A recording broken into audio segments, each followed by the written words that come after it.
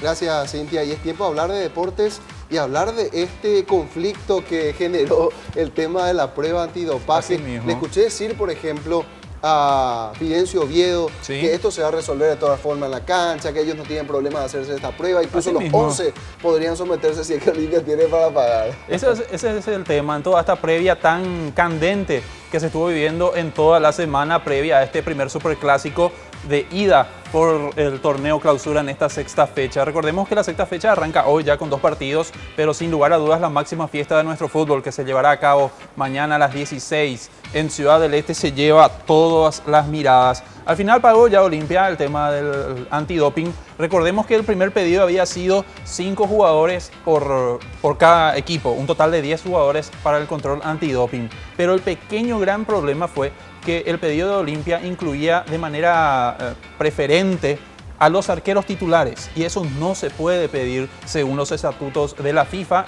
que obviamente corresponde también la APF dentro de la organización. Entonces, la solución que encontró tanto la APF como el Olimpia es hacer un pedido para que sean 4 jugadores por equipo, nada más. Excluyó de su pedido el tema de los arqueros titulares. Ahora bien, los arqueros entran también dentro del sorteo para el control antidoping. O sea, se podría dar igual el control a cualquiera de los 2 arqueros de ambos equipos, pero tendría que ser de manera aleatoria por un sorteo. Ahora, la lectura entre líneas es que Olimpia desconfiaba del arquero de Cerro Porteño. Y aparentemente sí, porque por lo visto lo desconocido trajo dudas al campamento de Cano. ¿El rendimiento en la fecha anterior? Conste que no tuvo un rendimiento demasiado destacado fuera de lo que podría esperarse de un arquero que está debutando.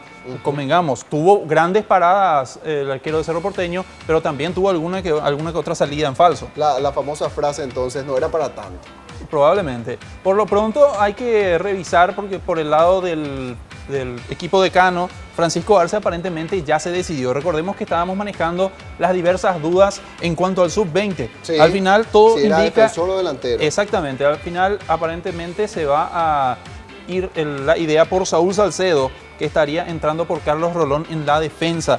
Con esto, el equipo de Cano podría utilizar por derecha, por ejemplo, a Alejandro Silva con Claudio David Vargas, Robert Piris da Mota, que va a volver, es el titular indiscutido nuevamente después del mal funcionamiento del medio sector con Cristian Riveros en el partido anterior, y Iván Torres va a estar por el sector izquierdo junto a Juan Manuel